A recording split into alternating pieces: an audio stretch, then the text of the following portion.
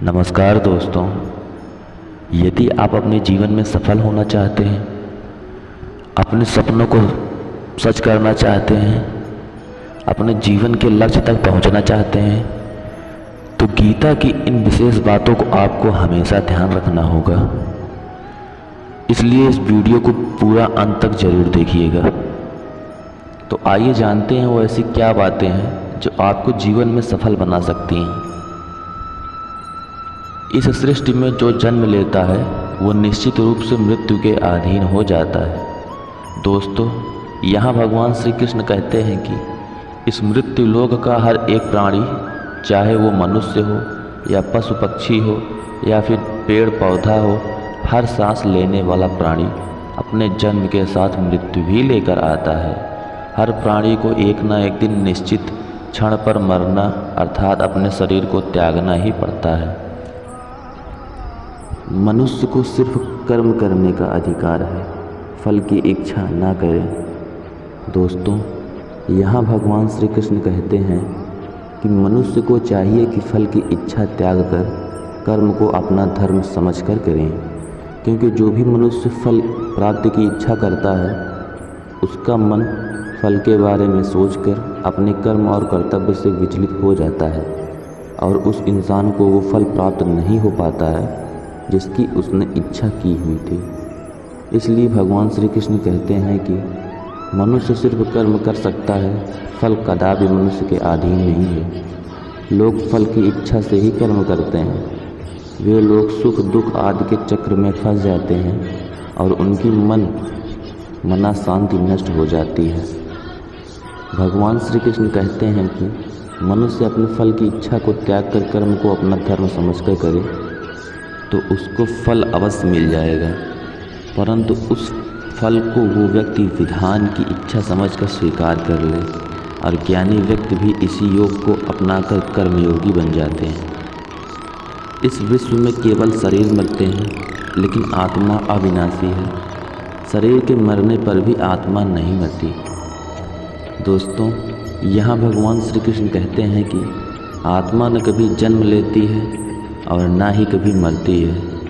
वो अजन्म नित्य सनातन और पुरातन है, जो शरीर के मारे जाने के बाद भी नहीं मरती है। जो सचमुच ज्ञानी होते हैं वो ना उनका शोक करते हैं जो मर गए हैं और ना ही उनका शोक करते हैं जो अभी जिंदा हैं, क्योंकि वो जानते हैं कि जो मर गया है वो फिर से जन्म लेगा और जो अभी जीवित है वो अवश्य ही मर जाएगा।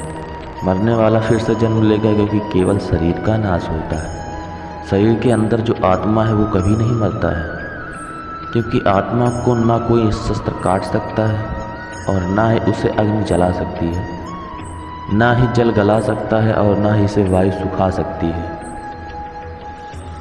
अपने मन को नियंत्रित करो। दोस्तों, यहाँ भगवान श्री कृष्ण कहते हैं कि मनुष्य का शरीर का एक अदृश्य अंग है मन, जो कभी दिखाई नहीं देता, परंतु वही इस शरीर का सबसे शक्तिशाली हिस्सा है। मनुष्य को मैं को घमंड की मदिरा पिलाकर मदहोश करने वाला पाखंडी केवल ये मन ही है। उसके हाथों में मोह माया का जाल है, जिसे वह मनुष्य की कामनाओं पर डालता रहता है और उसे अपने वश में करता रहता है। ये मन शरीर से भी मोह करता रहता है और अपनी खुशियों से भी और अपने दुखों से भी मोह करता रहता है।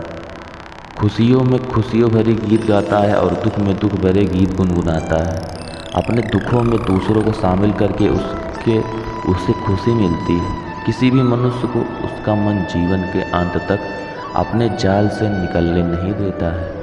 अपने रस्सी में बांधकर उसे तरह तरह के नाच नचवाता रहता है। ऐसा तब तक होता है जब तक हम अपने आप को मन के अधीन रहने देंगे, तब तक हमारा मन हमें नाच नचाता रहेगा। मनुष्य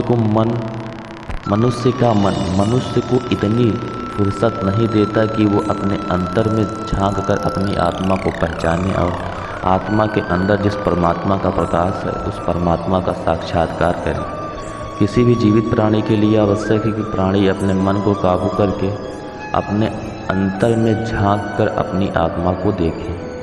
तब उस आत्मा के अंदर उसे परमात्मा का प्रकाश स्पष्ट दिखाई देगा। और उसी को ही परमात्मा का साक्षात्कार कहते हैं। हमारा शरीर और मन कैसे काम करता है? दोस्तों, यहाँ भगवान श्री कृष्ण कहते हैं कि मनुष्य का शरीर एक रथ के भांति है। जैसे आँख, नाक, कान, जीभ और त्वचा आदि इन इंद्रियों घोड़ों को जो सारथी चलाता है वो सारथी है हमारा मन, और उस रथ में बैठा हुआ स्वामी वही हमारा आत्मा है। मनुष्य की इंद्रियों विषयों की ओर आकर्षित होती रहती हैं और ये सब तभी तक ही हो सकता है जब तक जीवात्मा अपने मन को काबू में ना लाए। जब तुम स्वयं मन के अधीन न रहकर अपने मन को अपने अधीन कर लोगे तो वही मन एक अच्छे सारथी की तरह तुम्हारे शरीर रूपी रथ को सीधे प्रभु के चरणों में ले जाएगा।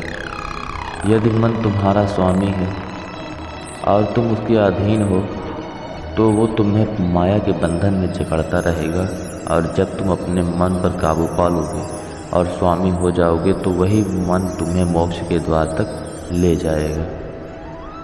धन्यवाद।